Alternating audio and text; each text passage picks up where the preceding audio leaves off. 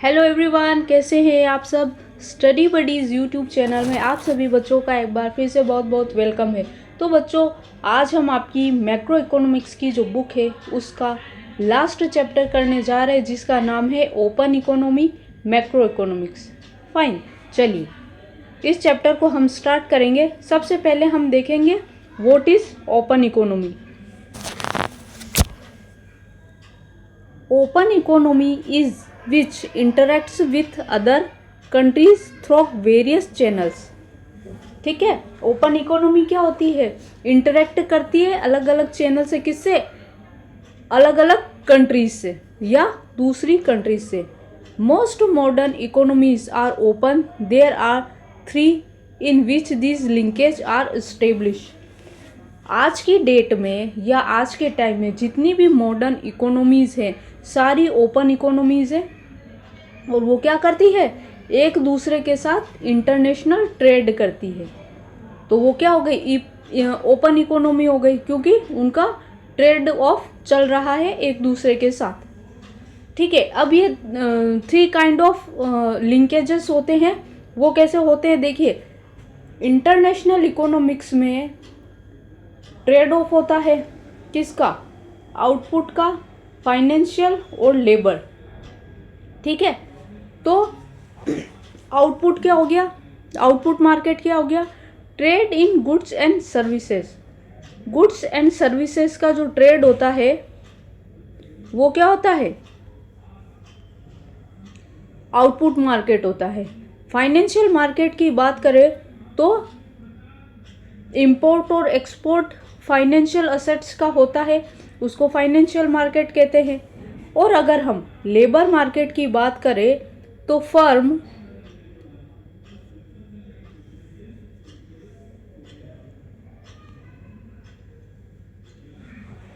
जो फर्म है, ठीक है, where to locate to production and workers to choose where to work. ठीक है, क्या है ये कि लेबर मार्केट क्या हो गया? कोई कहाँ जाके काम करना चाहता है, किसी को अगर अच्छी सैलरी मिल रही है तो वो कहाँ जाएगा? अच्छी जगह पे जाएगा। उसको रियम्बर्स अच्छे मिल रहे हैं तो वो क्या करेगा? अच्छी जगह जाके काम करेगा। किसी को लंदन में, कनाडा में अच्छी जॉब मिल रही है, अच्छा पैसा मिल रहा है तो वो वहाँ जाएंगे। वहाँ के कुछ लोग हैं जो इंडिया में आके काम करेंगे, अगर उनको इंडिया में अच्छा पैसा मिल रहा है तो ये ट्रेड ऑफ हो गया किसका? लेबर का, कि यहाँ के लोग वहाँ जाके काम कर रहे हैं, वहाँ के लोग यहाँ आके काम कर रहे हैं। फाइनेंशियल हो गया जब वो फाइनेंशियल असेट्स को बाय और सेल करते हैं। और आउटपुट मार्केट हो गया जो गुड्स एंड सर्विसेज का होता है। फाइन, चलिए आगे देखेंगे। बैलेंस ऑफ पेमेंट की बात करेंगे। What is balance of payment?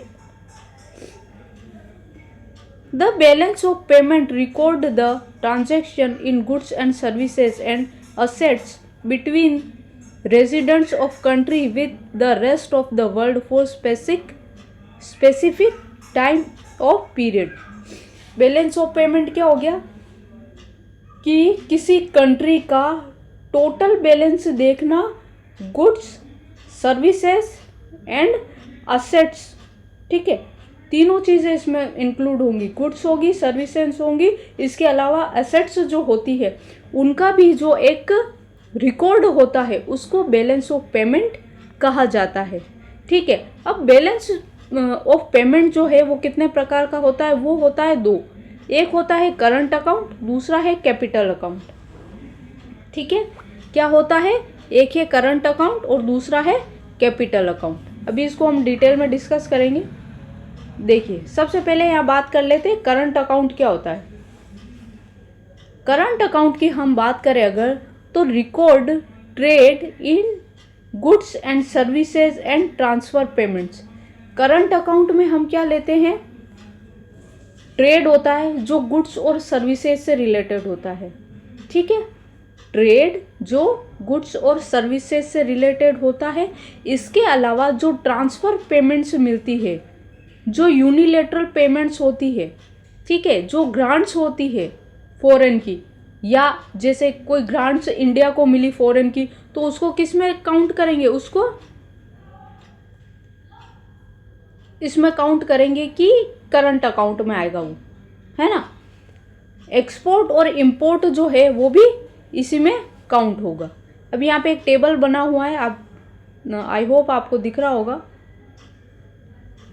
देखिए करंट अकाउंट जो है वो 3 पार्ट में डिवाइड है। कैसे? एक है ट्रेड इन गुड्स, दूसरा है ट्रेड इन सर्विसेज, तीसरा है ट्रांसफ़र पेमेंट्स। ठीक है, गुड्स सर्विसेज और ट्रांसफ़र पेमेंट की हमने अभी बात करी है। तो देखिए ट्रेड इन गुड्स क्या होता है? एक्सपोर्ट ऑफ गुड्स हो गया और इंपोर्ट ऑफ गुड्स हो गया, है ना? सिंपल सी चीज़ है ये तो। अब हम ट्रेड इन सर्विसेज की बात करें तो यहाँ पे सर्विसेज से रिलेटेड जितनी भी चीज़ें हैं वो आएगी। नेट फैक्टर इनकम, ठीक है, जो सर्विसेज से आ रही है। Net income from compensation of employees, ठीक है, कंपनसेशन जो मिल रहा है एम्प्लॉइज़ को सर्विसेज के रूप में वो इसमें आएगा। और नेट इन्वेस्टमेंट इनकम, है ना, ये सारी चीज़ें किस में आएगी? ट्रेड इन सर्विसेज में आएगी।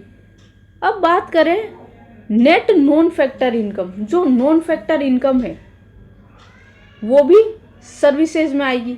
इसके अलावा shipping, banking, insurance, tourism, software services ETC जो है ये क्या है? सारी ये सर्विसेज है। सर्विसेज है ना, क्योंकि इन सर्विसेज के लिए किसी पर्टिकुलर पर्सन का वहाँ जगह पे होना कंपलसरी नहीं है। सर्विसेज तो ऐसे भी एक्सचेंज हो सकती हैं। तो ये क्या हो गई? ये सर्विसेज हो गई।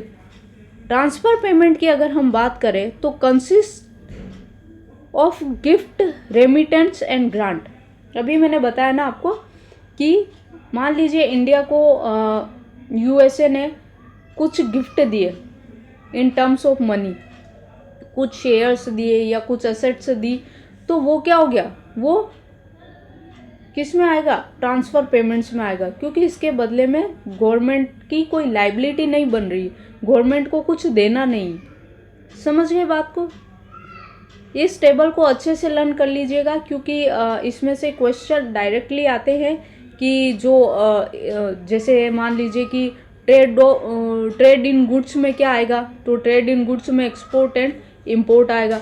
सर्विसेज में क्या आएगी? जितनी भी सर्विसेज रिलेटेड चीज़ें होती है वो सारी इसमें आती हैं, है ना, करंट अकाउंट में आती है। और जो ट्रांसफ़र पेमेंट्स होते हैं जो गवर्नमेंट को मिलते हैं, ठीक है, वो किस में आते हैं? वो करंट अकाउंट में आते हैं। और किस सेगमेंट में आते हैं? ट्रांसफ़र पेमेंट वाले सेगमेंट। फाइन, चलिए आगे देखेंगे। दूसरा जो इसका है एस्पेक्ट वो है कैपिटल अकाउंट। अब कैपिटल अकाउंट में क्या होता है? All international transaction involving financial assets and liabilities. Capital account में हम क्या देखते हैं कि वो सारे ट्रांजैक्शंस जो फाइनेंशियल है, आपको हमेशा कंफ्यूज अगर नहीं होना चाहते तो आपको ये ध्यान रखना है। कैपिटल मीन्स क्या हो गया? कैपिटल यानी कैपिटल से रिलेटेड सारी चीज़ें इसमें आएगी। कैपिटल क्या बनाती है? असेट बनाती है। असेट बनाती है ना कैपिटल। तो कैपिटल और असेट से बनी हुई चीज़ें किस में आएगी? कैपिटल में आएगी। जिससे क्या होगा? आपको कंफ्यूजन नहीं होगा, है ना। करंट अकाउंट में क्या चीज़ आएगी? Export, import, transfer payment, services, ये सारी चीज़ें करंट में आएगी, कैपिटल में आएगी। कैपिटल से रिलेटेड चीज़ें, असेट से रिलेटेड चीज़ें, ठीक है। चलिए इसका एक टेबल देख लेते हैं हम। आई होप विजिबल होगा ये। देखिए कैपिटल अकाउंट। अब कैपिटल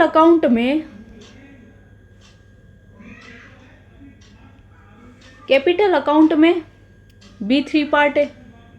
एक आ रहा है इन्वेस्टमेंट, दूसरा आ रहा है एक्सटर्नल बोरोइंग और तीसरा आ रहा है एक्सटर्नल असिस्टेंस। ये 3 पार्ट है किसके? कैपिटल अकाउंट के। अब इन्वेस्टमेंट क्या हो सकता है? इन्वेस्टमेंट हो सकता है डायरेक्ट इन्वेस्टमेंट। डायरेक्ट इन्वेस्टमेंट कैसे हो गया? जैसे कोई USA की कंपनी है, उसने इंडिया में इन्वेस्टमेंट करना चाहा तो वो डायरेक्ट इन्वेस्टमेंट हो गया। अब कोई कंपनी है जो इंडिया में पोर्टफोलियो में इन्वेस्ट कर रहा है, ठीक है, कोई एंटरप्रेन्योर है वो पोर्टफोलियो में इन्वेस्ट कर रहा है, तो वो पोर्टफोलियो इन्वेस्टमेंट हो गया। यहाँ पे इसका एग्जाम्पल दिया हुआ है डायरेक्ट इन्वेस्टमेंट का, जैसे एफडीआई हो गया, इक्विटी कैपिटल हो गया, रीइन्वेस्टेड हो गया, earning and other direct capital flow. ठीक है, कैपिटल फ्लो से जितनी भी अर्निंग हो रही है वो क्या होगी, डायरेक्ट इन्वेस्टमेंट में आएगी। और पोर्टफोलियो को हम अगर देखें तो ऑफशोर जो फंड्स होते हैं, है ना, जो ऑफशोर फंड्स होते हैं वो क्या होते हैं, पोर्टफोलियो इन्वेस्टमेंट होते हैं। एक्सटर्नल में क्या आएगा, एक्सटर्नल बोरोइंग, एग्जाम्पल लिखा हुआ है यहाँ, कॉमर्शियल बोरोइंग, शॉर्ट टर्म डेब्ट। एक्सटर्नल कॉमर्शियल बोरोइंग मतलब कॉमर्शियल तरीके से गवर्नमेंट बोरो कर रही है और शॉर्ट टर्म का डेप्ट ले रही है, मतलब शॉर्ट टर्म ऋण ले रही है ना, तो वो क्या हो गया, एक्सटर्नल बोरोइंग हो गई। अब एक्सटर्नल असिस्टेंट क्या होता है, देखिए एक्सटर्नल असिस्टेंट में क्या आएगा, government aids, inter government, multilateral and bilateral loans. Government क्या कर रही है, मल्टीलेटरल लोन ले रही है और बाइलेटरल लोन ले रही है, तो उसको किस में काउंट करेंगे, उसको काउंट करेंगे हम एक्सटर्नल असिस्टेंट्स में। ठीक है, समझ में आ गई बात आपको। करंट अकाउंट में क्या आता है, goods and goods and services का एक्सपोर्ट एंड इंपोर्ट। इसके अलावा क्या आ गया, सर्विसेज का एक्सपोर्ट एंड इंपोर्ट और ट्रांसफर पेमेंट। यहाँ पे क्या आ गया, कैपिटल अकाउंट में इन्वेस्टमेंट आ गया। इन्वेस्टमेंट में कौन सा आ जाएगा, डायरेक्ट इन्वेस्टमेंट और पोर्टफोलियो इन्वेस्टमेंट। एक्सटर्नल बोरोइंग में जो गवर्नमेंट बोरो करती है, ठीक है, दूसरी गवर्नमेंट या दूसरी कंट्रीज से बोरो कर रही है वो चीज़। और एक्सटर्नल असिस्टेंट में क्या आ जाएगा, जो गवर्नमेंट को एड मिलती है। ठीक है, ये सारी चीज़ें इसमें आएगी। फाइन, आई होप आपको समझ में आया होगा।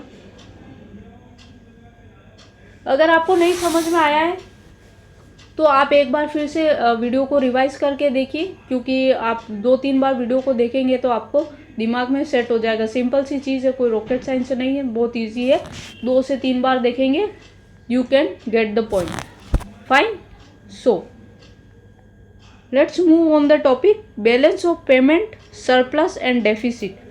अब बैलेंस ऑफ पेमेंट जो है उसका सरप्लस क्या है और डेफिसिट क्या है। देखिए, ये भी सिंपल कॉन्सेप्ट है। International payment is just like an individual who spend more than her income must finance the difference by selling assets और बाय बोरोइंग। क्या कहना चाह रहा है ये यहाँ पे कि इंटरनेशनल पेमेंट जो है वो एक इंडिविजुअल के जो पेमेंट्स होते हैं उसी तरह से काम करता है। क्यों, क्योंकि कोई पर्सन जिसने स्पेंड किया है मोर देन हर इनकम, अपनी इनकम से ज़्यादा अगर स्पेंड किया है तो उसको फाइनेंस करना पड़ेगा। कैसे करेगा, या तो वो अपनी असेट को सेल करेगा या बोरो करेगा कुछ, है ना। या सिंपल भाषा में बात करूँ मैं तो बैलेंस ऑफ पेमेंट का सरप्लस और डेफिसिट क्या होता है कि अगर इंटरनेशनल जितने भी ट्रांजैक्शन हुए हैं वो इक्वल से, ठीक है, तो सरप्लस है। मतलब इक्वल से इन द सेंस कि गवर्नमेंट को कुछ बोरो नहीं करना पड़ रहा है ना, उसको ब्रिज को सेट करने के लिए, यानी कि उसको सेटलमेंट के लिए कुछ बोरो नहीं करना पड़ रहा है, कुछ असेट्स नहीं बेचने पड़ रहे, तो सरप्लस होगा। और डेफिसिट जब होगा जब गवर्नमेंट का क्या हो रहा है, खर्चा ज़्यादा हो रहा है और जो बेनिफिट है या जो इनकम है वो कम हो रही है ना। मतलब transaction in the terms of income कम हो रहे हैं और transaction in terms of export ज़्यादा हो रहे हैं। ठीक है, ब्रॉडली अगर बात करें तो, मतलब शॉर्टली बात करें तो, ब्रॉडली तो उसमें गुड्स सर्विसेज सारी चीज़ें आएंगी, बट एक एग्जांपल के लिए ये मान सकते हैं। अब उसको क्या है, सेट करने के लिए उस जो ब्रिज बन गया है, जो एक गैप बन गया है बीओपी में, जो एक गैप बन गया है, उसको फिक्स करने के लिए क्या होता है कि गवर्नमेंट क्या करती है, या तो असेट्स को सेल करती है या बोरो करती है, तो उसको सरप्लस और डेफिसिट कहा जाता है ना। चलिए आगे देखेंगे हम। ऑटोनोमस एंड अकोमोडेटिंग ट्रांजैक्शन क्या होता है। When transactions are made due to some other reason than to bridge the gap in the balance of payment, ऐसा ट्रांजैक्शन जो इसलिए किया जाता है कि बीओपी से उसका कोई लेना देना नहीं है, बीओपी से बाहर का कोई रीज़न है जिसका, ठीक है, बीओपी से कोई लेना देना नहीं है, ऐसा ट्रांजैक्शन किया जा रहा है तो वो ऑटोनोमस है। अकोमोडेटिंग क्या है, accommodating transaction determined by the gap in the balance of payment, that is whether there is deficit or surplus in the balance of payment। Balance of payment में डेफिसिट और सरप्लस को set करने के लिए, ठीक है, उसको उसका ब्रिज जो है ख़त्म करने के लिए, उसका गैप ख़त्म करने के लिए जो ट्रांजैक्शंस किए जाते हैं उसको अकोमोडेटिंग ट्रांजैक्शन कहते हैं। फाइन, चलिए एक टर्म्स और देख लेते हैं यहाँ पे। It is difficult to record all international transactions accurately, thus we have third element of BOP called errors and omission। ठीक है, यहाँ पे errors and omission को कंसीडर किया जाता है क्योंकि हर चीज़ को एक्यूरेटली नहीं काउंट किया जा सकता। ठीक है, चलिए आगे बढ़ेंगे।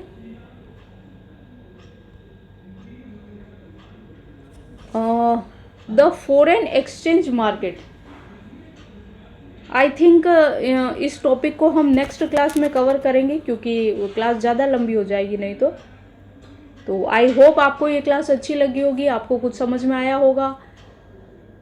अगर आपको ये क्लास अच्छी लगी है, लेसन समझ में आ रहे हैं, आपके लिए बेनिफिशियल है, तो प्लीज़ चैनल को लाइक, शेयर और सब्सक्राइब ज़रूर कीजिए।